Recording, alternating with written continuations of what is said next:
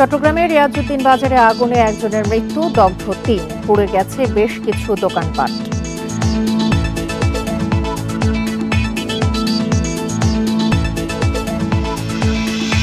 বিয়ের নামে চীনে পাচার হচ্ছে উপজাতি তরুণীরা, জনপ্রতি দালালরা নিচ্ছে 15 থেকে 20 লাখ টাকা।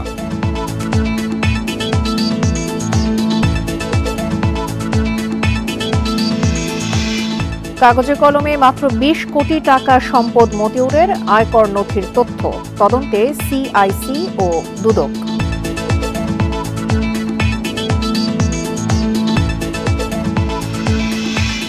আবারও অস্থির আলুর বাজার, সপ্তাহের ব্যবধানে কেজিতে বেড়েছে 5 থেকে 10 টাকা, কৃত্রিম সংকটের অভিযোগ।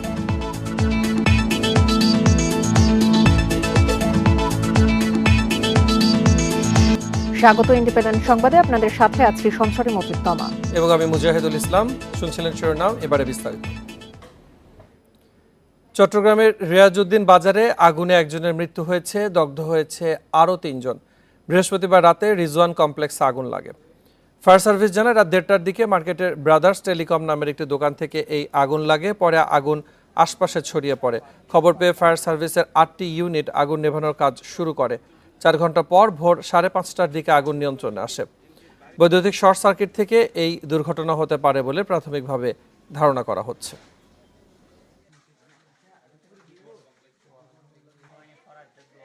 মোহাম্মদিয়া প্লাজার নির্বাপনের পরে সার্চিং করাতে ৫ম তলায় আমরা একটা ডেড বডি পাইছি। সম্ভবত লোকটার নাম শাহেদ, তাকে আমরা পুলিশের হ্যান্ড ওভার করছি। আর আরও 3 জন আমরা ওই যে পাশে যে মসজিদ ছিল, মসজিদের একজন হুজুর, তার ওয়াইফ এবং তার বাচ্চা, তাদেরকে আমরা রিকভারি করে উদ্ধার করে আমরা হাসপাতালে, আমাদের অ্যাম্বুলেন্স দিয়ে হাসপাতালে প্রেরণ করছি। আরও জানাতে ঘটনাস্থল থেকে যুক্ত হচ্ছেন সহকর্মী অনুপম শীল। অনুপম, আগুন তো নিয়ন্ত্রণে এসেছে, এর পরবর্তী অবস্থান সেখানে কি রয়েছে, ক্ষয়ক্ষতি কেমন দেখতে পাচ্ছেন এবং আগুন কিভাবে লেগেছিল সেটির সূত্রপাত সম্পর্কে কোনো তথ্য পাওয়া গেছে কিনা? সর্বশেষ যে তথ্য, তাতে যে 3 জনকে চট্টগ্রামের মেডিকেল কলেজ হাসপাতালে দগ্ধ অবস্থায় নিয়ে যাওয়া হয়েছে। এখানে মার্কেট কমিটির যারা কর্মকর্তা আছেন তারা বলছেন যে সেই 3 জনের মধ্যে আরো 2 জন মারা গেছে, অর্থাৎ পুরো এই ঘটনায় এখনো পর্যন্ত মোট 3 জন মারা গেছে বলে এখানে স্থানীয়রা আমাদেরকে জানিয়েছেন। আসলে গতকাল রাত 1:30টার দিকে এই আগুনের সূত্রপাত হয় এবং রাত 1:30টায় এটি রিয়াজউদ্দিন বাজারের রিজওয়ান কমপ্লেক্স এবং এটি পুরোটাই হচ্ছে মোবাইলের বিভিন্ন অ্যাক্সেসরিজের মার্কেট। এবং এখানে আপনি এখনো দেখতে পাচ্ছেন যে বিভিন্ন জায়গা থেকে এখনো ধোঁয়া উঠছে এবং এই আগুন আস্তে আস্তে কিন্তু আমরা এখন যে জায়গাটি অর্থাৎ যে দোকানটি দেখছি সেই দোকানের আশেপাশে অন্তত আরো 4টি দোকানে ছড়িয়ে পড়ে এবং এই ছড়িয়ে পড়ার ফলে আসলে পুরো সংকীর্ণ একটি মার্কেট এবং এখানে পথ চলাচলের যে পথ সেটিও অত্যন্ত বলা যায় যে ছোট এবং তার ফলে যেটি হয়েছে যে ফায়ার সার্ভিসকে এখানে প্রবেশ করতে কিন্তু যথেষ্ট ব্যাগ পেতে হয় এবং এই প্রেক্ষাপটে ফায়ার সার্ভিস যেটি বলছেন যে তারা আশেপাশের পানির উৎস নিয়েও কিন্তু অনেক চ্যালেঞ্জের মুখে পড়েছে, কারণ আশেপাশে সঠিক কোনো জায়গায় পানি পাওয়া যাচ্ছিল না। এবং পাশাপাশি আরো যেটি যে একই সাথে যেহেতু এখানে আলো বাতাস চলাচলের খুব বেশি জায়গা নেই, তাই আসলে এখান থেকে যে ধোঁয়া, সেই ধোঁয়া বেরোয় যাওয়ারও খুব একটা সুযোগ ছিল না। এর ফলে আসলে যেটি আমরা দেখছি যে এখানে এখনো খুব উত্তাপ রয়েছে এবং আপনি দেখতে পাচ্ছেন যে এখনো কিন্তু এখানে আসলে দাঁড়ানোটা একটু খুব কঠিন। এখন এখানে মানে ধোঁয়ায় আচ্ছন্ন হয়ে আছে চারপাশ। এরকম আরো 4টি দোকান আসলে এইভাবেই আগুনে একেবারে ভস্মীভূত হয়ে গেছে। ফায়ার সার্ভিস যেটি ধারণা করছেন যে এখানে যেহেতু এটি মোবাইল অ্যাক্সেসরিজের একটি দোকান ছিল, এটি সম্ভবত এখানে আগুনটি এখানে এই বৈদ্যুতিক শর্ট সার্কিট থেকে তৈরি হতে পারে এবং তারপরে এটি আসলে আস্তে আস্তে ছড়িয়ে পড়তে পারে।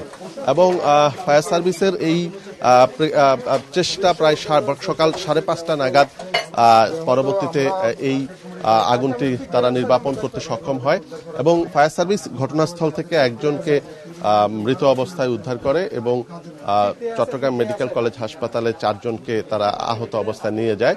এবং আমরা এখন যেটি খবর পাচ্ছি যে এখানে এই যে 4 জনকে নিয়ে যাওয়া হয়েছে সেখান থেকে আরো 2 জন এই ঘটনায় মারা গেছেন এবং নতুন আরো 2 জনের আমরা মৃত্যুর খবর জানলাম। আমরা যেটি জানতে চাচ্ছিলাম যে অনুপম, এটি মার্কেটের কত তলায় এই অগ্নিকাণ্ডটা সংঘটিত হয়েছে এবং যেমনটি দেখা যাচ্ছে যে বেশ সংকীর্ণ এবং অন্ধকারাচ্ছন্ন, এবং এখন আবারও আমরা যেটা দেখছি যে কিছু গণমাধ্যমের সাথে যারা কথা বলছেন আসলে তারা কারা এবং কি বলছেন, তাদের বক্তব্যটা কি?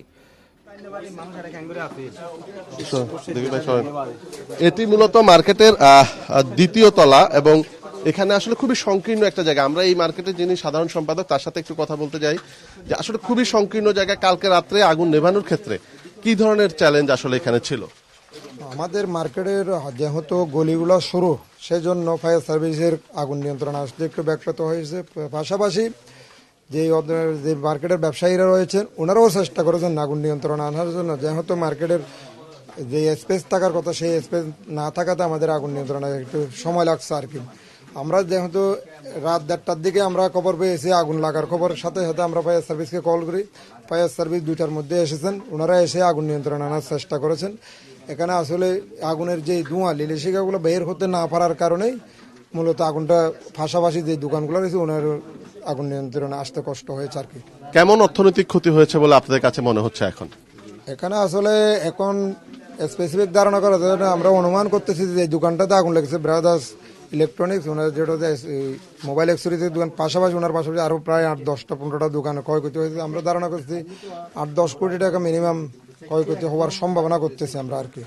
ধন্যবাদ আপনাকে। আসলে এই যেই বিপণী বিতানটিতে আগুন লেগেছিল সেখানকার যিনি সাধারণ সম্পাদক তার সাথে কথা বলছিলাম এবং তিনি যেটি জানাচ্ছেন যে অন্তত 8 থেকে 10 কোটি টাকার ক্ষয়ক্ষতি ইতোমধ্যে এই আগুনে অগ্নিকাণ্ডে হয়েছে।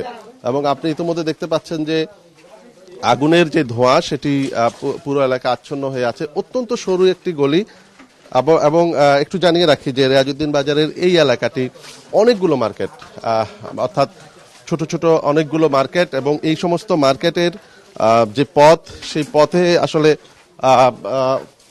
সেই পথ দিয়ে আসলে মানে একজন মানুষ চলাচল করাই অনেক কিছু কিছু ক্ষেত্রে কষ্টকর এবং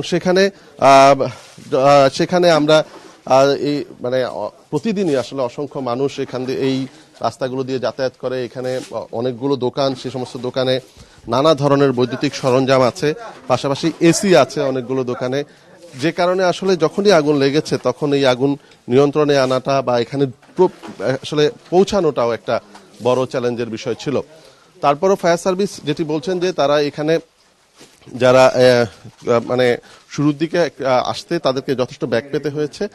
পাশাপাশি এখানে আগুনের ধোঁয়া লেলিহান শিকা বা ধোঁয়া সেটি বের হয়ে যাওয়ার জন্য যে ধরনের কোনো পথই আসলে খোলা নেই, এটি একটি বড় কারণ। এবং আমরা এখন যে জায়গাটিতে দাঁড়িয়ে আছি এখানেই মূলত আগুনের সূত্রপাত হয়েছে এবং আপনি দেখতেই পাচ্ছেন যে একেবারে অন্ধকার এবং একেবারে চারপাশে কোনো জানালা নেই, 2টি মাত্র দরজা আছে এই কক্ষটির এবং যার ফলে আসলে এখানে এখন আমাদের আসলে এই জায়গাটিতে দাঁড়ানোটাও একটু কঠিন হয়ে পড়েছে।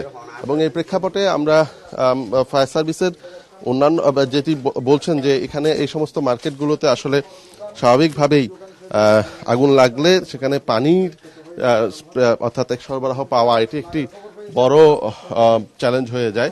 আমরা যদি একটু এদিকে একটু দেখানোর চেষ্টা করি, আপনি দেখতে পাচ্ছেন যে আমি এখন যে গলিটি দিয়ে হাঁটছি এটি আসলে যদি আমরা হিসাব করি হয়তো সর্বোচ্চ 2 ফুটের একটি গলি এবং এই গলি দিয়েই সামনের দিকে কিন্তু এই দোকান বা এই মার্কেটের দোকানপাটগুলোতে যাতায়াত হয় এবং সভাপতি বুঝতে পারছেন যে এইরকম সংকীর্ণ একটি গলির ভিতর দিয়ে চলাচল করতে হয় এবং এই সমস্ত গলির মধ্য দিয়েই আসলে এখানে মানুষজন প্রতিদিন হাজার হাজার মানুষ আসলে এই ব্যবসায়িক কাজে যাতায়াত করে।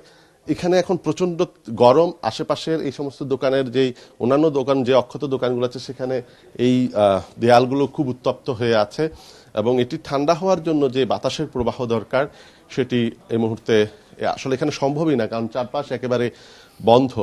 এটি দোতলা এই মার্কেটটি কিন্তু 5তলা মার্কেট এবং যারা মারা গিয়েছেন এখন পর্যন্ত তারা কিন্তু উপরের তলা, অর্থাৎ তারা সবাই দম বন্ধ হয়ে এই যে বাতাস ধোঁয়ার কারণে যে দম বন্ধ পরিস্থিতি তৈরি হয়েছে সেটির কারণেই তারা মারা গেছেন বলে ফায়ার সার্ভিস প্রথমে আমাদেরকে জানিয়েছে। তো ফায়ার সার্ভিস যদিও একজনের কথা বলছে, আমরা যেহেতু তারা আহতদের কথা বলছে মেডিকেলে নিয়ে যাওয়া হয়েছে, সেখান থেকে আমরা খবর পাচ্ছি যে আরো 2জন, মোট 3জন এই ঘটনায় এখনো পর্যন্ত মারা গেছেন বলে আমরা খবর পেয়েছি। আর এর বাইরে আপনি যতটা নিরাপদ সম্ভব আপনি তথ্য সংগ্রহ করতে থাকুন। ধন্যবাদ আপনাকে আমাদের সাথে যোগ দিয়ে বিস্তারিত জানানোর জন্য। বিয়ের নামে চীনে পাচার হচ্ছে খাগড়াছড়ি রাঙামাটির উপজাতি তরুণীরা। গড়ে উঠেছে শক্তিশালী পাচার চক্র, যা পাহাড় থেকে ঢাকা পর্যন্ত বিস্তৃত। এক তরুণের জন্য দালালরা নেয় 15 থেকে 20 লাখ টাকা। বহু বছর এক সন্তান নীতি কার্যকর থাকায় চীনে বিয়ের পাত্রী সংকট, তাই চেহারা ও খাদ্যাভ্যাসে মিল থাকায় বাংলাদেশি উপজাতি মেয়েরা চীনের সমাদৃত। পার্বত্য জেলা খাগড়াছড়ির প্রত্যন্ত অঞ্চল পানছড়ি। এই বাড়ির 15 বছরের এক উপজাতি কিশোরী হঠাৎ নিখোঁজ। দুশ্চিন্তায় তার পরিবার।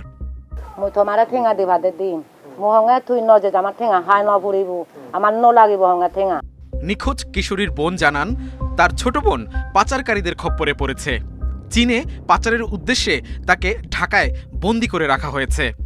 তো আমি যখন ওনারে বললাম যে তুমি এখন কই আছো, ও আমাকে বললো যে আমি ঢাকায় আছি। তো আমি বলছি লোকেশন কোথায়, ও তো লোকেশন আমাকে বলতে পারতেছে না। অভিযোগ পেয়ে পুলিশ ঢাকার উত্তরার এই বাড়ি থেকে কিশোরীকে উদ্ধার করে, গ্রেফতার করে পাচার চক্রের অন্যতম সুমি চাকমা ও চাইনিজ নাগরিক শাও সোহকে। এই কিশোরীকে আইফোন ও নগদ টাকার লোভ দেখিয়ে ঢাকার ফ্ল্যাটে নিয়ে যাওয়া হয়। সেখানে পরিচয় গোপন করে রাখা হয় আরও কয়েকজন কিশোরীকে। ওইখানে গিয়ে আমি জানি যে মানে মেয়ে পাচার করে, ওইগুলা জানছি। তারপরে লুকিয়ে ফোনটা নিয়ে আমার দিদিকে বলে দিছি। এভাবে গত 10 বছরে প্রায় 8000 উপজাতি তরুণী চীনে পাচার হয়েছে বলে তথ্য মিলেছে। ঘটনাগুলো যেন না ঘটে সেই জন্য আমাদেরকে সবাইকে কাজ করতে হবে। এখন আইন শৃঙ্খলা বাহিনী সতর্ক অবস্থানে আছে। আমি মনে করি যে এইটা আস্তে আস্তে এটা কমে যাবে এবং এটা হয়তো আর হবে না। অর্থ ও উন্নত জীবনের আশায় উপজাতি তরুণীরা চীনা নাগরিককে বিয়ে করে প্রতারিত হচ্ছে, জানান চীন ফেরত এই নারী। এক সপ্তাহ না যেতে আমার হাজবেন্ড আমাকে মারধর করে। ওই যে শুনছিলাম ওনার নাকি আগেও একটা বিয়ে হয়েছে, এরপর বলছে গর্ভ ভাড়া দেওয়ার জন্য আমাকে এত টাকা দিবে বলছিল। কত টাকা দিবে বলছে? 8 লাখ। একটি মেয়েকে চীনে নিতে 10 থেকে 20 লাখ টাকা চুক্তি হয়। পাচার চক্রে থাকে কয়েক স্তরের দালাল। আমাকে ওই একটা মেয়ে যদি দিতে পারি 1 লক্ষ টাকা দিবে বলছে। উপজাতি নারী পাচার রোধে আন্দোলনে নেমেছে ক্ষুদ্র নৃগোষ্ঠী। দ্রুতই কার্যকর পদক্ষেপ নেয়ার দাবি তাদের। বিদেশে নারী পাচার বন্ধ করতে হবে। আইনের খুব যথাযথ প্রয়োগ হচ্ছে না। বিভিন্ন আইনের ফাঁকফোকর দিয়ে যারা এই মানব পাচারের সাথে জড়িত তারা ছাড়া পেয়ে যাচ্ছে, তাতে অন্যরা উৎসাহিত হচ্ছে। এভাবে পাচার হতে থাকলে ক্ষুদ্র নৃগোষ্ঠীরা অস্তিত্ব সংকটে পড়বে বলে আশঙ্কা করছেন বিশেষজ্ঞরা। সবুজ মাহমুদ, ইন্ডিপেন্ডেন্ট নিউজ। এই নিয়ে বিস্তারিত থাকছে আজ রাত 9:30টায় অনুসন্ধানমূলক অনুষ্ঠান তালাশে। জানাবো অন্যান্য খবর। প্রধানমন্ত্রী শেখ হাসিনা বলেছেন, বাংলাদেশের উন্নয়ন ও বিনিয়োগের অংশীদার হয়ে উঠেছে কোরিয়া। বৃহস্পতিবার সন্ধ্যায় জাতীয় সংসদ ভবনের কার্যালয়ে প্রধানমন্ত্রীর সঙ্গে কোরিয়ার এক্সপোর্ট ইম্পোর্ট ব্যাংকের চেয়ারম্যান ও প্রধান নির্বাহী কর্মকর্তা ইউন হি সুং দেখা করতে গেলে একথা বলেন শেখ হাসিনা। এ সময় কোরিয়ান সরকারের সহায়তার জন্য কৃতজ্ঞতা প্রকাশ করেন প্রধানমন্ত্রী। চট্টগ্রাম কালুরঘাট পয়েন্টে কর্ণফুলী নদীর উপরে ব্রিজ নির্মাণ প্রকল্পে অর্থায়নের চুক্তিতে সই করার জন্য ইউনকে ধন্যবাদ জানান শেখ হাসিনা। এ সময় ইউন হি সুং প্রধানমন্ত্রীর প্রতি কৃতজ্ঞতা জানিয়ে তার ঢাকা সফর ফলপ্রসূ হওয়ায় সন্তোষ প্রকাশ করেন।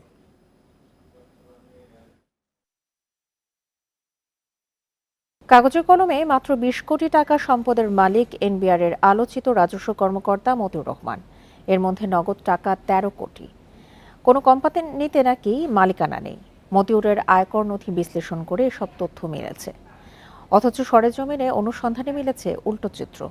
এদিকে মতিউর ও তার পরিবারের বিরুদ্ধে তদন্ত শুরু করেছে এনবিআর এর কেন্দ্রীয় গোয়েন্দা সংস্থা সিআইসি ও দুদক। পাওনাগুলো আছে সেগুলো যাতে আমরা এডিআর এর। সম্প্রতি একটি টেলিভিশন সাক্ষাৎকারে কাস্টমস কর্মকর্তা মতিউর রহমান দাবি করেন, শেয়ার বাজার থেকে মুনাফা করে বিপুল সম্পদের মালিক হয়েছেন। সবশেষ আয়কর নথিতে শেয়ার বাজারে ৮২ লাখ টাকা বিনিয়োগের তথ্য দিয়েছেন। নগদ আছে ১২,৯৭,লাখ টাকা। এছাড়া ৫০ লাখ টাকার এফডিআর, ৩ কোটি টাকার অকৃষি সম্পত্তি এবং একটি মৎস্য খামারকে ৫০ লাখ টাকা ঋণ দেয়া আছে মতিউরের। সরেজমিন অনুসন্ধানে মিলেছে ঠিক তার উল্টো চিত্র। নরসিংদী ও গাজীপুরে পাওয়া গেছে তার বড় দুটি রিসোর্ট। ঢাকাসহ বিভিন্ন স্থানে মিলেছে প্রাসাদের মতো বাড়ি। পরিবার মিলে চলেন বিলাসবহুল গাড়িতে, আছে কয়েকটি শিল্প কারখানা, কিন্তু এসবের কিছুই নেই আয়কর নথিতে। সেখানে শুধুই হাস্যকর তথ্য। বড় অনেকগুলো ঘটনার একটি, সুতরাং এইটার একটা দৃষ্টান্তমূলক যদি আমরা পরিণতি দেখি এবং তদন্তটা যদি খুবই স্বচ্ছভাবে হয়, সেইটা একটা বড় উদাহরণ তৈরি করবেন। এদিকে মতিউরের এক স্ত্রী ও কন্যা আয়করের সম্পদ দেখিয়েছেন ৫২ কোটি টাকা। এসবের বাইরেও অনেক সম্পদ নিয়ে আলোচনায় এই পরিবার, যা তদন্ত করছে দুর্নীতি দমন কমিশন। এজন্য এনবিআরের কাছে নথি চেয়েছে সংস্থাটি। পাশাপাশি মতিউর পরিবারের সম্পদ যাচাইয়ে গোয়েন্দা সংস্থা সিআইসিকে নির্দেশ দিয়েছেন এনবিআর চেয়ারম্যান। স্বচ্ছতা এবং জবাবদিহিতার মাধ্যমে যদি এটা প্রক্রিয়া হয় এবং এটার মধ্যে যদি দীর্ঘসূত্রিতা না থাকে, সেইটা হলো সবচেয়ে সবার কাম্য থাকবে। কারণ দ্রুত যদি এই প্রক্রিয়াগুলো শেষ না হয়, তাহলে আমাদের জন্য এইটা একটা বড় চ্যালেঞ্জ হয়ে দাঁড়ায়। আলোচনায় আসার পর গা ঢাকা দেন মতিউর। ২৩ জুন তাকে অভ্যন্তরীণ সম্পদ বিভাগ আইআরডিতে সংযুক্ত করে সরকার। কর্মকর্তারা জানান, মতিউর কর্মস্থলে যোগ দেননি, বাহক দিয়ে চিঠি পাঠিয়েছেন, কিন্তু বিধিসম্মত না হওয়ায় কার্যকর হয়নি। টেলিফোন করেও মতিউরকে না পাওয়ায় তাকে পলাতক হিসেবে বিবেচনা করা হচ্ছে। কর্মকর্তারা জানান, ৬০ দিনের মধ্যে কর্মস্থলে যোগ না দিলে মতিউরকে বরখাস্ত করার উদ্যোগ নেওয়া হবে। Ruhul Amin, independent news, Dhaka. সরকারি কর্মকর্তাদের দুর্নীতির বিরুদ্ধে কঠোর ব্যবস্থা চান সরকার দলীয় সংসদ সদস্যরা। বৃহস্পতিবার এ নিয়ে কথা বলেন বেশ কয়েকজন এমপি। বলেন, নানা বাধায় উন্নয়ন বজায় রাখলেও দুর্নীতিবাজদের কারণে সরকারের সমালোচনা হচ্ছে। দুর্নীতি কমাতে নীতিশিক্ষায় গুরুত্ব দেওয়ার পরামর্শ সংসদ সদস্যদের। 2024-25 অর্থ বছরের বাজেটের উপর আমাকে সরকারি কর্মকর্তাদের দুর্নীতি নিয়ে বেশ কিছুদিন ধরেই দেশ জুড়ে আলোচনা। সংসদেও এ নিয়ে বারবার আলোচনা তুলছেন এমপিরা। দুর্নীতিগ্রস্ত বা দুর্নীতিতে বৃহস্পতিবার বাজেটের উপর আলোচনায় আবারও এসব দুর্নীতি নিয়ে কথা বলেন সরকার দলীয় সংসদ সদস্যরা। মাননীয় স্পিকার, এই অপ্রতিরোধ্য অগ্রযাত্রা মাননীয় প্রধানমন্ত্রী দেশরত্ন শেখ হাসিনার এই অগ্রযাত্রার পথে সবচেয়ে বড় প্রতিবন্ধকতা হলো সীমাহীন দুর্নীতি। ত্রাণ এবং দুর্যোগ মন্ত্রণালয় থেকে আমি একটা বিশেষ বরাদ্দ পেয়েছি ৫০ লাখ টাকার। সেই বরাদ্দের অনুকূলে আমি প্রকল্প জমা দিয়েছি, কিন্তু একই সময় ওই একই মন্ত্রণালয় থেকে আমার নির্বাচনী এলাকায় প্রায় ৫ কোটি টাকার বিশেষ বরাদ্দ গিয়েছে। কে বা কারা এগুলো চেয়েছে বা কিভাবে দিয়েছে, এগুলো কিছুই জানি না। তল্পিবিহীন জুড়ি আপনি যে কিছুই ডালেন না কেন সেটা থাকে না। আমাদের এনবিআর, দুদক, অ্যান্টি কারাপশন, যেগুলো আমাদেরকে নিশ্চয়তা দিবে, যেগুলো আমাদেরকে দেশকে সুরক্ষিত রাখবে, এখানে সরিষার মধ্যে যদি বুথ এসে যায় তাহলে বুথ থামাবেন কি দিয়ে? অগ্রযাত্রা ধরে রাখতে দুর্নীতি নির্মূলের বিকল্প নেই বলেও জানান এমপিরা। বেনজির সাহেব বলেন বা আজকে সেই কর্মকর্তা বলেন, ছাগলকান্দের সেই কর্মকর্তা বলেন, তারা কেন আইনকে ভয় পায়? আইনকে ভয় পায় বলেই তো আমাদের ভয় হয়। নিশ্চয়ই তারা দুর্নীতিগ্রস্ত এবং তাদের বিরুদ্ধে যে অভিযোগ, সেই অভিযোগগুলো সত্য। মাননীয় প্রধানমন্ত্রী আবার সরকার গঠন করতে পারবেন।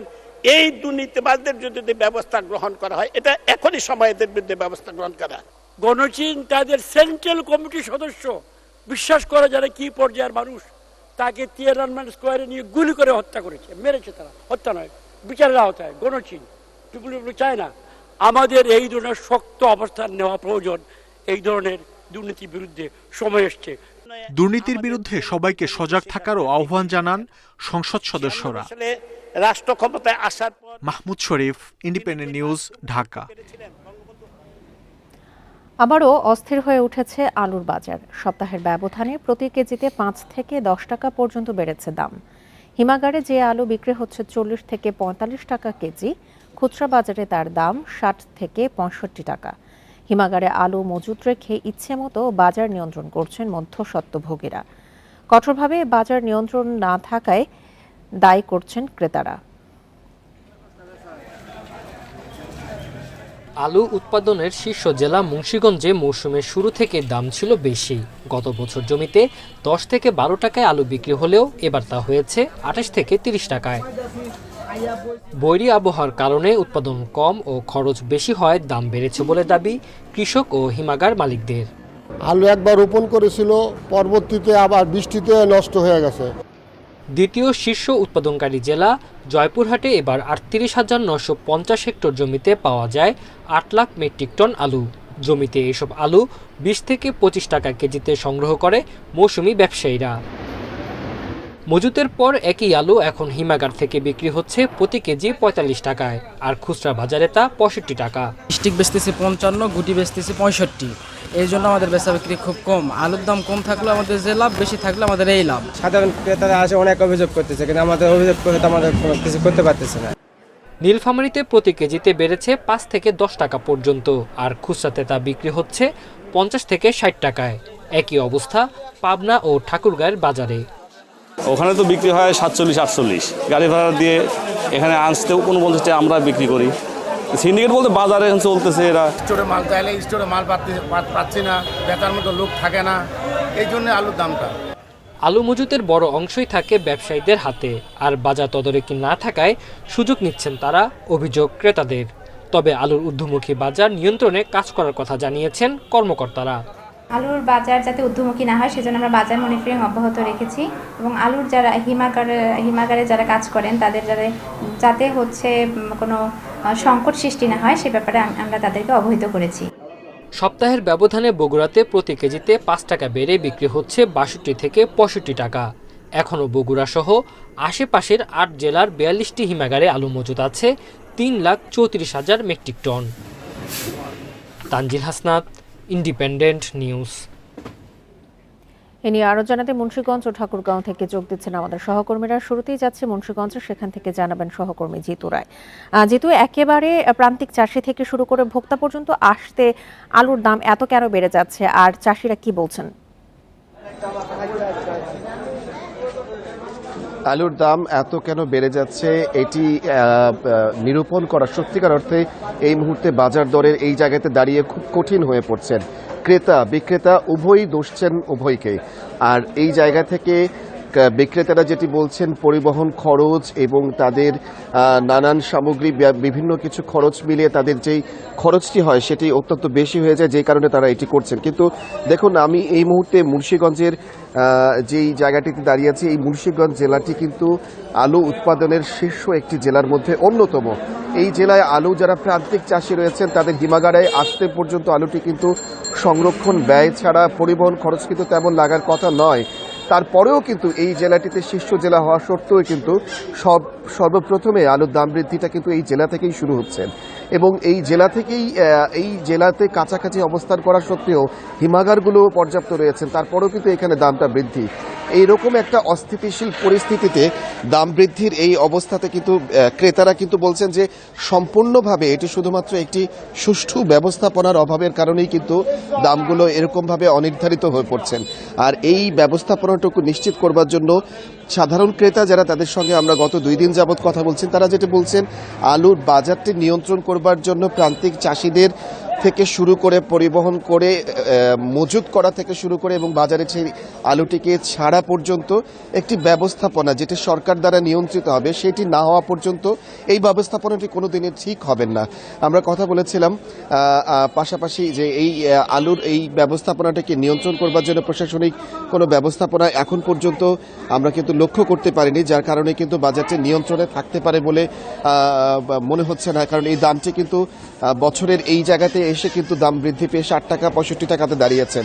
আরও কিছুদিন পরে যখন মজুত কমতে থাকবেন, গোটা হিমাগারগুলো থেকে আলুর শেষ পর্যায়ে দিকে চলে আসবেন, তখন কিন্তু এই দামটি আরও বেশি ঊর্ধ্বগতিতে চলে যাওয়ার কিন্তু একটা সম্ভাবনা রয়েছে। আলুর বাজার নিয়ন্ত্রণ এবং আলুর বাজার তদারকি করবার জন্য যে সংস্থাগুলো রয়েছে সরকারি দপ্তরে, তাদের ভূমিকা নিয়ে কিন্তু এখন প্রশ্ন রয়েছে। কেননা সব বাজারের দামটি বেড়ে যাওয়ার পরে যদি সেটি নিয়ন্ত্রণ করবার জন্য মাঠে নামা হয়, সেই দামটি নিয়ন্ত্রিত হবে। সেই দামটি যেমন এখন 60 থেকে 65 টাকা পর্যন্ত রয়েছে, এটা থেকে তারপরে নিয়ন্ত্রিত হবে। কিন্তু শুরুতে কিন্তু এর আগে আমরা যেমনটি দেখেছিলাম যে মুন্সিগঞ্জের বিভিন্ন হিমাগারে কিন্তু ভোক্তা অধিদপ্তরের পক্ষ থেকে অভিযান চালানো হয়েছিল, তারপরে কিন্তু কিছুটা আলুর দাম কমে এসেছিল, কিন্তু সেটি হয়তো এখন বাজারে কঠোরভাবে নিয়ন্ত্রণ করা হচ্ছে না। এই বিষয়ে কি কিছু জানা গেছে? ভোক্তা অধিদপ্তরের কর্মকর্তারা কি কিছু জানিয়েছেন এই আলুর দাম বৃদ্ধি প্রসঙ্গে, বা অভিযান যে তারা চালিয়েছিল সেটি কি কঠোরভাবে নিয়ন্ত্রণ করা হচ্ছে কিনা? দেখুন, অভিযানটি যে সময়টি চালানো হয়েছিল গত বছর, সেটি ছিল একেবারে নতুন আলু মাঠ থেকে উঠে আসবে সেই সময়টার শেষ পর্যায়ে। সেই শেষ পর্যায়ে যখন আলুটি মাঠে উঠে আসবে তখন অভিযানটি পরিচালনা কিন্তু ফলপ্রসূ হবে না। আর এখনো আমি যে কথাটি বলছিলাম, এই অভিযানটি পরিচালনা করলে এখন কিন্তু সেই সুযোগটা কিন্তু আর নেই, কেননা নতুন আলু উৎপাদনের জন্য কৃষকরা কিন্তু প্রস্তুত হয়ে যাবেন। আর এই প্রস্তুতির সময়ে আলুর মৌসুমটা কিন্তু শেষ পর্যায়ে চলে আসে। আর বাজার নিয়ন্ত্রণ করবার ক্ষেত্রেও আমরা যেটি দেখেছি যে বাজার নিয়ন্ত্রিত তখনই হবে যখন শুরু থেকে ব্যবস্থাপনাটুকু করা হবে। এখন বাজারে 60 থেকে 65 টাকা। এই মুহূর্তে যদি অভিযান চালিয়ে বা হিমাগার ব্যবস্থাপনাটি নিয়ন্ত্রণ করা হয়, তখন কিন্তু দেখা যাবে যে মধ্যস্বত্বভোগী যারা, তারা কিন্তু পিছিয়ে গেল, দামটি কিন্তু এই 60 থেকে 65-র মধ্যে থেকে গিয়ে তারপরে নিয়ন্ত্রিত হবে। তো এই জন্যই সাধারণ ক্রেতারা মনে করছেন যে এই অভিযানটি বা এই আলুর দাম নিয়ন্ত্রণের সুষ্ঠু ব্যবস্থাপনাটিকে মৌসুমের শুরু থেকেই নেওয়া উচিত বলে তারা মনে করেন। যেহেতু আপনি আমাদের সঙ্গে থাকুন, এবার আমরা যাচ্ছি ঠাকুরগাঁয়ে। সেখান থেকে যোগ দিচ্ছেন সহকর্মী শামসুজ্জোহা। শামসুজ্জোহা, আমরা যেমনটি মুন্সিগঞ্জ থেকে শুনছিলাম যে আলুর অত্যধিক দাম বৃদ্ধির পেছনে মধ্যস্বত্বভোগীদের হাত আসলে বেশি আছে, এই নিয়ে চাষিরা কি বলছেন, আর সেখানে আলুর দাম কেমন দেখছেন? আমি এখন আছি ঠাকুরগাঁওয়ের যে সবচেয়ে বড় কাঁচা বাজার রয়েছে, ঠাকুরগাঁও রবীন্দ্রনগর আড়তে। এখানে আজকে পাইকারি বাজারে বিক্রি হচ্ছে 47 থেকে 48 টাকা, এবং আশপাশের বাজারগুলোতে খুচরা বিক্রি হচ্ছে 52 থেকে 55 টাকা। আর এখানকার যে পাইকারি বাজারের আড়তদাররা রয়েছেন, তারা কিন্তু এই হিমাগারের মধ্যস্বত্বভোগীদেরকে দায়ী করছেন, কারণ হিমাগারগুলোতে এখন কিন্তু আলু বিক্রি হচ্ছে না। আর হিমাগারগুলোতে আলু যারা সংরক্ষণ করেছেন, আলু বিক্রি করার মানুষ কিন্তু একেবারে নেই। তারা আরো দাম বৃদ্ধি হবে, তারা লাভের পরিমাণটা আরো বেশি পাবেন, এই আশায় কিন্তু তারা হিমাগারে আলুগুলো সংরক্ষণ করে রাখছেন। এই কারণে কিন্তু দামটা বৃদ্ধি পাচ্ছে। আর পাইকারি বাজারে এর আলুর 47-48 টাকা বিক্রি হলো, খুচরা বাজারে 55 টাকা। আর আগের থেকে কিনা বেচাটা কিন্তু ব্যবসাটা বলছেন যে আগের থেকে কিছুটা কমে গেছে।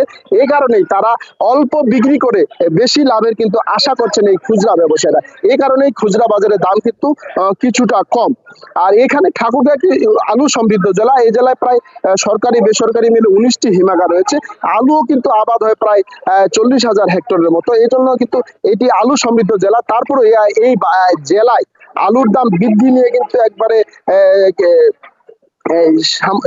ক্রেতা পর্যায়ে কিন্তু একবারে দুর্বিষহ অবস্থায় দাঁড়িয়েছে।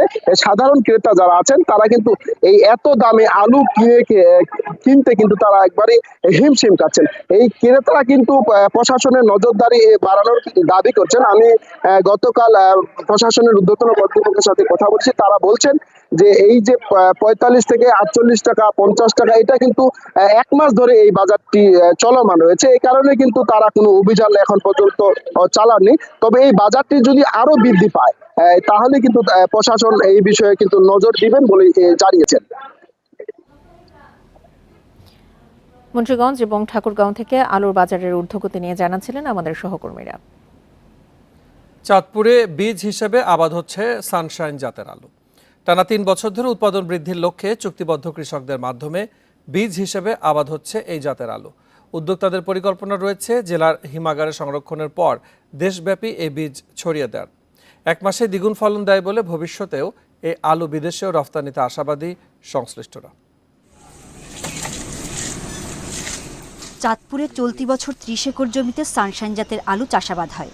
মাত্র 60 থেকে 65 দিনের মধ্যে দ্বিগুণ ফলনে এই জাতের আবাদে আগ্রহী হচ্ছেন কৃষক। কৃষি উন্নয়ন কর্পোরেশনের হিমাগারে সানশাইন জাতের 157 টন আলু সংরক্ষণ করার কাজ চলছে। বিক্রি নয়, বীজ হিসেবে সংরক্ষণ করা হয়। সানশাইন আলুর ফলন ভালো এবং 60-65 দিনে উঠানো যায়। আমি ভালো দাম পেয়েছি। আগে আমরা হাতে করতাম, এখন মেশিনে করে অনেক আলু প্রোটেকশন বেশি দেওয়া যায়। অন্য জাতের তুলনায় উচ্চ ফলনশীল এই জাতের আলু আবাদে কৃষক বেশি লাভবান হবে বলে জানান বিএডিসির এই কর্মকর্তা। প্রতিদিন প্রায় 45 থেকে 50 টন আলু বীজ গ্রেডিং শোডিং করা সম্ভব হচ্ছে, যা সরকারের অর্থনৈতিকভাবে সাশ্রয় হচ্ছে। সানশাইন জাতের আলু বিদেশে রপ্তানির বিষয়ে শতভাগ আশাবাদী আলু বীজ সংরক্ষণের উপপরিচালক। এই আলুটা স্ক্যাব প্রতিরোধী, স্ক্যাব এবং অন্যান্য রোগ প্রতিরোধী, স্কিনটা স্মুথ হয়, চামড়াটা মসৃণ হয়, দেখতে আকর্ষণীয়, এবং এটাতে ড্রাই ম্যাটার বেশি হওয়াতে এটা বিদেশে রপ্তানি উপযোগী।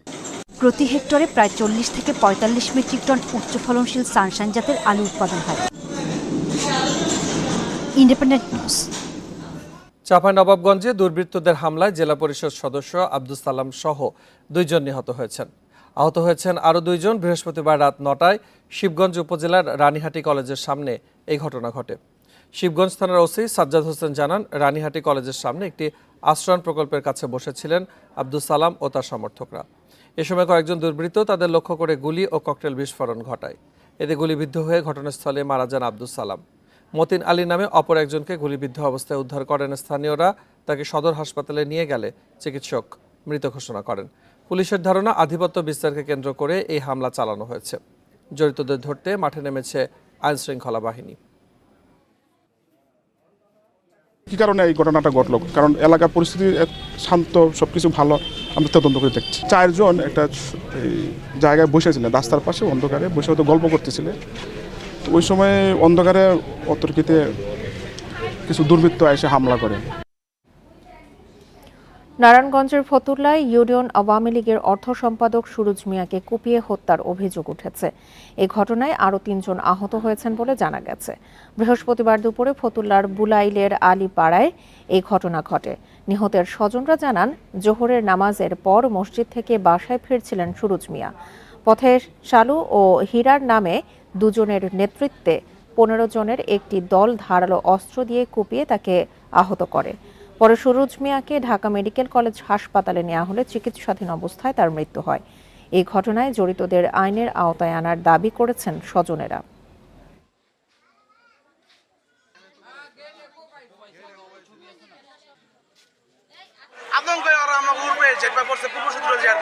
ওদের অত্যাচারে মানুষ থাকতে পারতেছে না, পুরো অতিষ্ঠ। ওদের বিচার অবিলম্বে আমরা বিচার চাই। ইট বালু এই সরবরাহ নিয়ে, আধিপত্য নিয়ে এই 2 গ্রুপের ভিতর দ্বন্দ্ব, এবং এদের ভিতরে দ্বন্দ্ব নাকি দীর্ঘদিন ধরেই ছিল। এই ঘটনায় একজন মারা গেছে, সুরুজ মিয়া, আর তার ছেলে, 2 জন ছেলে আহত, এবং আরও 2 জন আহত আছে বলে জানা যায়। রাসেলস ভাইবার সহ যে কোনো সাপে কাটা রোগীর জীবন রক্ষায় প্রয়োজনীয় সময় নষ্ট না করে দ্রুত চিকিৎসা শুরু করা দরকার। এ বিষয়ে সচেতনতা বাড়ানোর উপরে জোর দিচ্ছেন চিকিৎসকেরা। এছাড়া অনেক জায়গায় উপজেলা পর্যায়ে চিকিৎসা সেবা নিশ্চিত করতে অ্যান্টিভেনম পাঠানোর প্রক্রিয়া শুরু হয়েছে। গত মাসে খেতে কাজ করার সময় সাপে কাটে চারঘাটের কৃষক হেফজুল হককে। মৃত রাসেলস ভাইপার বা চন্দ্রপোড়া সাপ হাতে নিয়েই তিনি হাজির হন রাজশাহী মেডিকেলে। চিকিৎসা নিয়ে সুস্থ হয়ে বাড়ি ফেরেন তিনি। সাপে কাটা রোগীর জীবন বাঁচাতে সঠিক সময়ে চিকিৎসা শুরুর ওপর জোর দিচ্ছেন চিকিৎসকেরা। অনেক ক্ষেত্রে 9 থেকে 13 ঘন্টা বিলম্বিত হয়ে তারা আমাদের কাছে আসছে। সেক্ষেত্রে রোগী বাঁচানোর সম্ভাবনা আসলে অনেকাংশে কমে যায় এবং রোগীর সুস্থতার হারও কমে যায়। হয়তো গতবার থেকে একটু বেশি হচ্ছে, কিন্তু এখনই সেটা আতঙ্কিত হয়ে যাওয়ার মতো পর্যায়ে পৌঁছে যায় নাই। উপজেলা পর্যায়েও সাপে কাটার চিকিৎসা নিশ্চিত করা হচ্ছে বলে জানিয়েছেন সিভিল সার্জন। রাসেল ভাইপারের কামড়াতে যে মানুষ বেশি মারা যাবে ওটা তো সেরকম না, চিকিৎসা কিন্তু বেশিরভাগ রোগী ভালো হচ্ছে। আশা করি যে 2-1 দিনের ভিতরে আমাদের সবগুলি উপজেলাতেই অ্যান্টিভেনম পাওয়া যাবে এবং রোগীর যে চিকিৎসা অ্যান্টিভেনম দিয়ে সেটা শুরু করতে পারবো।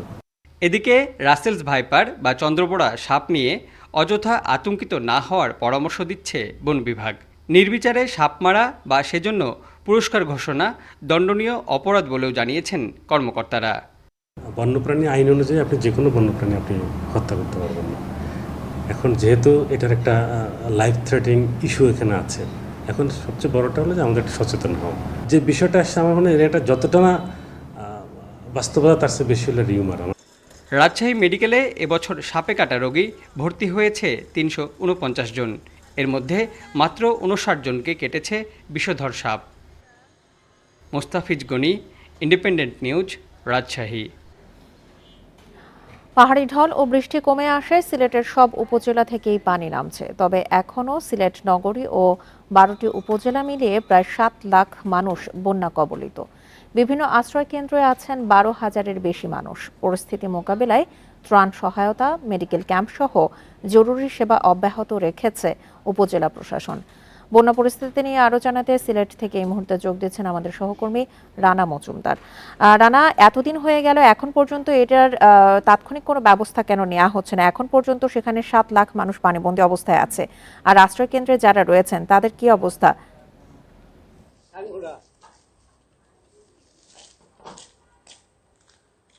দেখুন, আসলে সিলেটের সব কয়টি উপজেলা থেকেই কিন্তু বর্তমানে পানি নামতে শুরু করেছে এবং পানি উন্নয়ন বোর্ডের কাছ থেকে যে তথ্যটি আমরা সর্বশেষ পেয়েছি সেটি হলো সিলেটের সবগুলো নদীর পানি কিন্তু এখন বিপদসীমার নিচ দিয়ে প্রবাহিত হচ্ছে। তবে কুশিয়ারা নদীর পানি কিন্তু ফেঞ্চুগঞ্জ পয়েন্টে বিপদসীমার উপর দিয়ে প্রবাহিত হচ্ছে। সেই কারণে এই যে কুশিয়ারা নদীর যে ফেঞ্চুগঞ্জের যে এলাকাটি রয়েছে সেই এলাকাতেই মূলত এখন কিছু মানুষ পানিবন্দী অবস্থায় রয়েছেন বলে আমরা জানতে পেরেছি। পাশাপাশি জেলা প্রশাসন থেকে যে তথ্যটি দেওয়া হয়েছে, এখন পর্যন্ত যারা প্রায় 10,000-এরও বেশি মানুষ আশ্রয় কেন্দ্রে তারা কিন্তু স্থান নিয়ে আছেন এবং সেই মানুষগুলোকে কিন্তু পর্যাপ্ত পরিমাণ ত্রাণ সহায়তা দেয়া কিংবা শুকনো খাবার বিতরণ করা, পাশাপাশি এই যে বন্যা পরবর্তীতে যে ধরনের পানিবাহিত রোগের একটি উপদ্রব দেখা দেয় সেই পরিস্থিতি সামাল দিতে গিয়ে কিন্তু তারা আসলে বলছেন যে উপজেলা প্রশাসনের পক্ষ থেকে মেডিকেল টিম গঠন করা হয়েছে এবং এই মেডিকেল টিমের মাধ্যমে যারা আশ্রয় নিয়েছেন বিভিন্ন আশ্রয় কেন্দ্রে তাদেরকে চিকিৎসা সেবা প্রদান করা হচ্ছে। পাশাপাশি অন্যান্য মানুষ যারা এই রোগগুলোতে আক্রান্ত হয়েছেন তাদেরকেও কিন্তু চিকিৎসা সেবা দেওয়া হচ্ছে বলে তারা আমাদেরকে জানিয়েছেন। পাশাপাশি পানি ধীরগতিতে কমছে, এর একটি বড় কারণ হিসাবে যারা বিশেষজ্ঞ রয়েছেন তারা বলছেন যে সিলেট কিন্তু একসময় দিঘির শহর ছিল এবং হাওড়ের এলাকা ছিল এবং ক্রমান্বয়ে কিন্তু সময়ের পরিবর্তনে সেই দিঘি খাল এগুলো কিন্তু ভরাট হয়ে গিয়েছে।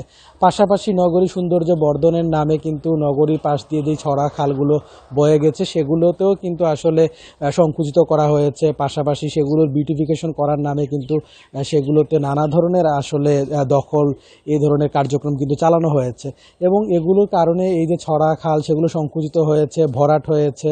এসবের কারণেই মূলত কিন্তু এখন পানি ধীরে ধীরে আসলে নদীতে গিয়ে মিশছে বলে তারা আমাদেরকে জানিয়েছেন। পাশাপাশি সুরমা নদীর খনন প্রক্রিয়ারও বিভিন্ন কার্যক্রম আমরা দেখেছিলাম, আসলে কিন্তু সেগুলো খাতা কলমেই কিন্তু থেকে গেছে এবং এর যে পরিপূর্ণ কার্যকারিতা সেটি কিন্তু আসলে পরবর্তীতে দেখা যায়নি, যার কারণে কিন্তু নদীর গভীরতাও অনেকটা কমে গিয়েছে, পানি ধারণ ক্ষমতা কিন্তু কমে গিয়েছে। এসব কারণে আসলে পানি অনেকটাই ধীরগতিতে কমছে। তো সবকিছু মিলিয়ে এই ছিল আমার কাছে বন্যা পরিস্থিতি নিয়ে সবশেষ। সিলেট থেকে বন্যা পরিস্থিতির সবশেষ তথ্য জানাচ্ছিলেন সহকর্মী রানা মজুমদার। বরগুনা 6 উপজেলায় 19 বছর ধরে সেতু সংস্কার বন্ধ, তাই সংস্কারের অভাবে ভেঙে পড়েছে শতাধিক সেতু এবং ঝুঁকিপূর্ণ আরও 200 সেতু। প্রায় ঘটছে দুর্ঘটনা। সম্প্রতি হলদিয়া খালে লোহার সেতু ভেঙে 9 জনের প্রাণহানির পর বিষয়টি আবার আলোচনায় আসে। ওই ঘটনার পর সেতু মেরামতের আশ্বাস দিয়েছেন স্থানীয় সংসদ সদস্য। 1998 থেকে 2005 সাল পর্যন্ত বরগুনা 6টি উপজেলায় হালকা যান চলাচল প্রকল্পের আওতায় নির্মাণ করা হয়েছিল প্রায় 300টি লোহার সেতু। স্থানীয় সরকার প্রকল্প অধিদপ্তর LGED এর প্রকল্পটি বন্ধ হয়ে যায় 2005 সালে। এরপর সেতুগুলো আর সংস্কার করা হয়নি। স্থানীয়দের অভিযোগ, নিম্নমানের নির্মাণ সামগ্রী ব্যবহার করায় 15 থেকে 20 বছরের মধ্যেই জেলায় অন্তত 100 লোহার সেতু ভেঙে পড়েছে, বাকিগুলোও এখন ঝুঁকিপূর্ণ। এসব ঝুঁকিপূর্ণ সেতুতে প্রায়ই ছোট বড় দুর্ঘটনা ঘটছে। সবশেষ 22 জুন হলদিয়া খালে ঝুঁকিপূর্ণ লোহার সেতু ভেঙে মাইক্রোবাস খালে পড়ায় প্রাণ যায় 9 জনের। ব্রিজের উপরে আড়া তালে ব্রিজ লড়ে, মানুষজন দেখা যায় খাড়াই থাকলে অনুভব করতে পারে যে কি কায়দায় লড়ে। তালি তুলি দিয়া সারে কয়েকদিন চলে, কিন্তু গাড়ি ঘোড়া চলতে পারে না। একটা জন্য যে অসুস্থ বললে যে তাড়াতাড়ি যে এফার আসবে এরকম কোনো সিস্টেম নাই। 5টা ব্রিজ একটা ব্রিজও নাই, যাই দেখ আমরা এইভাবে আছি, ধান বেশি কম দাঁড়ে। তবে এসব নিয়ে ক্যামেরার সামনে কথা বলতে রাজি হননি LGED কর্মকর্তারা। তাদের দাবি, এসব অঞ্চলে অতিরিক্ত লবণাক্ততার কারণে স্বল্প সময়ে সেতুগুলো ঝুঁকিপূর্ণ হয়ে পড়ে। প্রকল্পের মেয়াদ শেষ হয়, নেই সংস্কারের বরাদ্দ। তবে এসব ঝুঁকিপূর্ণ সেতু সংস্কারের উদ্যোগ নেওয়ার আশ্বাস স্থানীয় সংসদ সদস্যের। ব্রিজ আছে কিন্তু ব্রিজ ব্যবহারের উপযোগী না, এটাকে মেরামত করতে হবে, নতুন ব্রিজ করতে হবে। তো আমরা চেষ্টা করব, আমরা যত রকমের দেন দরবার করার সরকারের ঊর্ধ্বতন মহলের সঙ্গে কথা বলা দরকার এগুলো আমরা বলবো। স্থানীয়রা বলছেন আর যেন কোনো দুর্ঘটনা না ঘটে সে উদ্যোগ প্রশাসনকে নিতে হবে। সেজন্য প্রয়োজনীয় সংস্কার না হওয়া পর্যন্ত ঝুঁকিপূর্ণ সেতুগুলো দিয়ে যান চলাচল বন্ধ রাখার পরামর্শ তাদের। Independent news. আন্তর্জাতিক মুদ্রা তহবিল IMF এর ঋণের তৃতীয় কিস্তির $115 কোটি পেয়েছে বাংলাদেশ। বৃহস্পতিবার বাংলাদেশ ব্যাংকের বৈদেশিক মুদ্রা রিজার্ভে এই অর্থ যোগ হয়। এতে রিজার্ভ বেড়ে দাঁড়িয়েছে $26.5 বিলিয়ন। বাংলাদেশ ব্যাংকের মুখপাত্র মেজবাউল হক জানান, বৃহস্পতিবার IMF এর ঋণের কিস্তির অর্থ পাওয়ায় রিজার্ভের পরিমাণও বেড়েছে। গত সোমবার বাংলাদেশের জন্য $470 কোটি ঋণ চুক্তির আওতায় তৃতীয় কিস্তি ছাড়ের অনুমোদন দেয় IMF। এর আগে গত বছরের ফেব্রুয়ারিতে IMF এর ঋণের প্রথম কিস্তির $47.63 কোটি পেয়েছিল বাংলাদেশ। আর গত ডিসেম্বরে পাওয়া যায় দ্বিতীয় কিস্তির $68.10 কোটি। তৃতীয় কিস্তির অর্থ ছাড়ের ফলে সব মিলিয়ে IMF এর কাছ থেকে $231 কোটি পাওয়া গেছে। ঋণের বাকি প্রায় $239 কোটি, যা আরও 4 কিস্তিতে পাওয়া যাবে।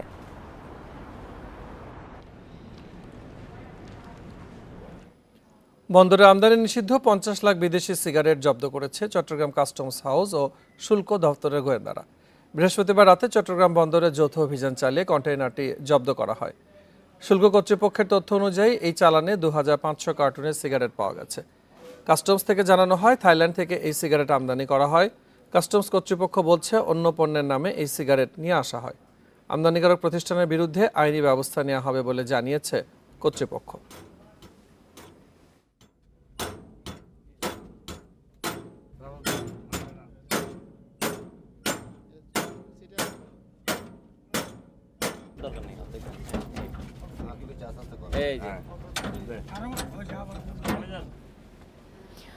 বিমান বাংলাদেশ এয়ারলাইন্সের -8 উড়োজাহাজ কলকাতা থেকে ঢাকার উদ্দেশ্যে রওনা হওয়ার পরপরই তেল লিক ও ইঞ্জিন বিকল হয়। বৃহস্পতিবার সকাল 9:45টার দিকে এই ঘটনা ঘটে।